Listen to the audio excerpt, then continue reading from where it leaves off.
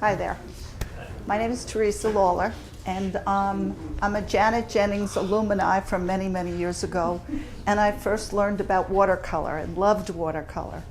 And then I started teaching at the high school, elementary school, middle school for many years. And now I'm retired after like 4 years. And now I've discovered within the last 10 years about glass.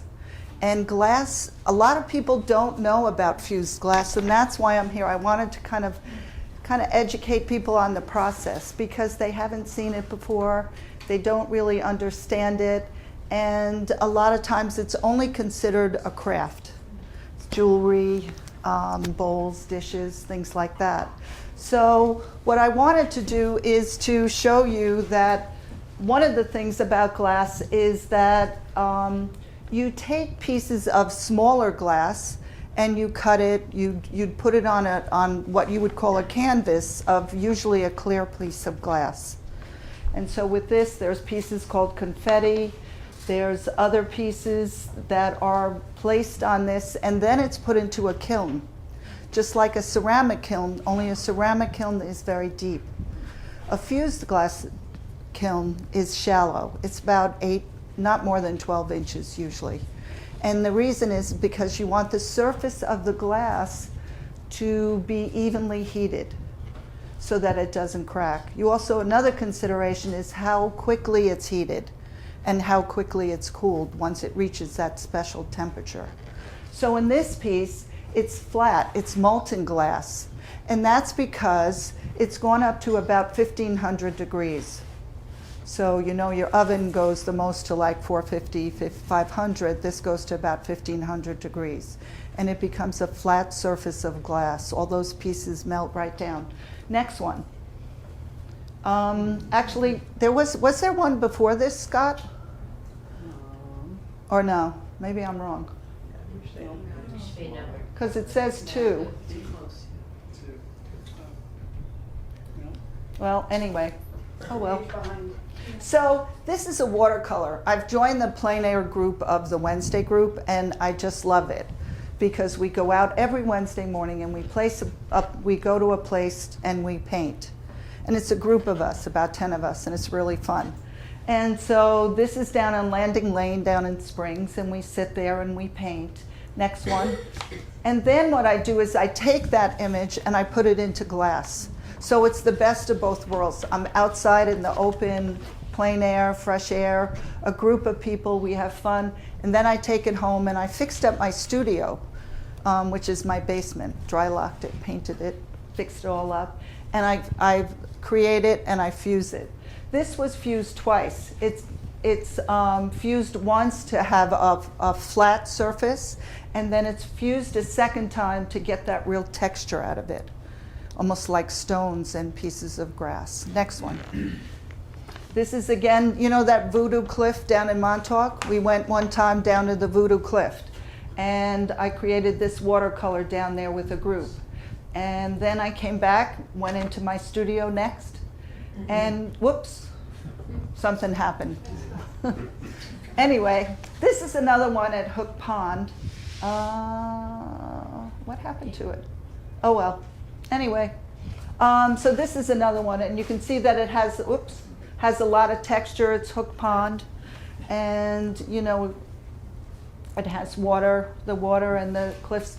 It reminds me more of an impressionistic kind of style because it's more about color, it's more about light and texture. Next one. Another thing that you can do with this is that you can use different types of glass. So there's a sulfur glass and there's a copper glass.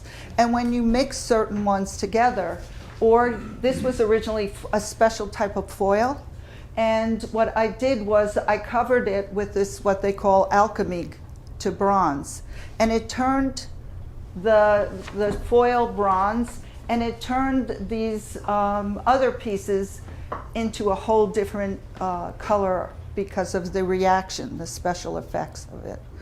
So when you mix sulfur and you mix copper together, it changes it completely. Next one. Good thing I didn't knock over the glass. Oh, you know what? Here. Here, I found the slides. Oh, did you find it? Oh, there it is. That's the Voodoo Cliff, right there. So, it's funny. There's times when I just love the watercolor and I think, oh, it didn't, I don't like the glass part. And then there's other times when I love the lines and the shapes and the color of the glass much more than the watercolor. So it's interesting to see how, this is little glass pieces that are set down. You have to carefully bring it to the kiln, otherwise it slides off and you have to start all over again. Sometimes you can glue it down a little bit. But it's a great process, and it's a really interesting process. Go ahead, next one. This is another one I created, and what it is glass comes in a powder as well. And so what I did was I took the image and I moved the powder around to make the shapes of the person singing My Niece Rose, and with the microphone and things like that. And then what I did after I fused it was I took sheet music from 1946. My mother-in-law, I found it in a box. And I said to her, Rose, I said, pick out a sheet music. And she picked out Perfectly Contented. So I thought that was beautiful. So what I did was I collaged it behind the glass after it was fused.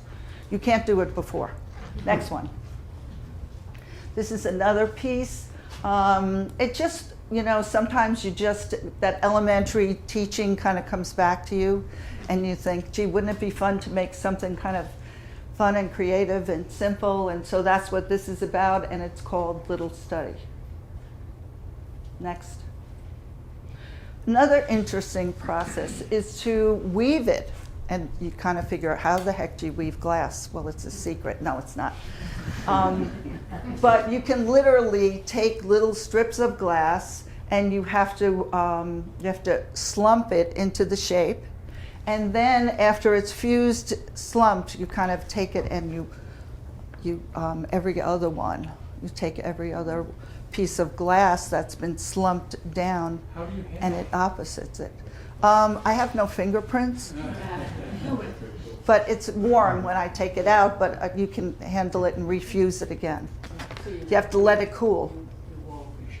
Yeah. And then I think that's it, right? Oh, I think it's magic. I really think it's magic. It's a really great material, glass. You have to use glass that is, you have to use glass that's what they call coefficient, which means that it has to heat and cool at the same temperature, at the same rate. So if you use different types of glass together, it'll crack. And I've done that many times and found out the hard way. And it's a great process. Full fuse is 1500. Tack fuse, where it's like this one. This is one that is, how much? 1 minute? Okay, you got it. This is one that was full fused and then tack fused. So the background part is full fused, so that color is introduced to the background.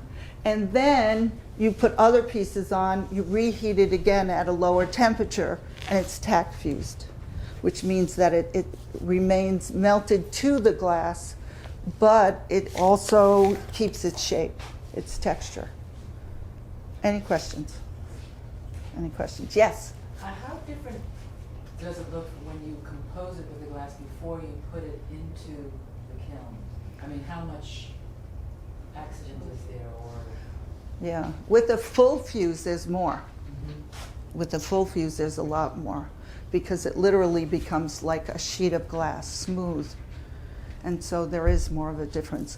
With the tack, it really just remains that shape, but it melts and melts into the back pieces. So it depends on, and it can be fused many, many times.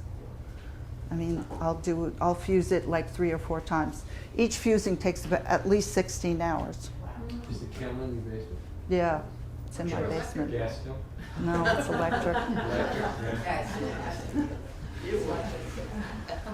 Yeah, my electric bill probably has increased immensely. Any other questions? That's what happens to all of us with our passion. But thanks a lot.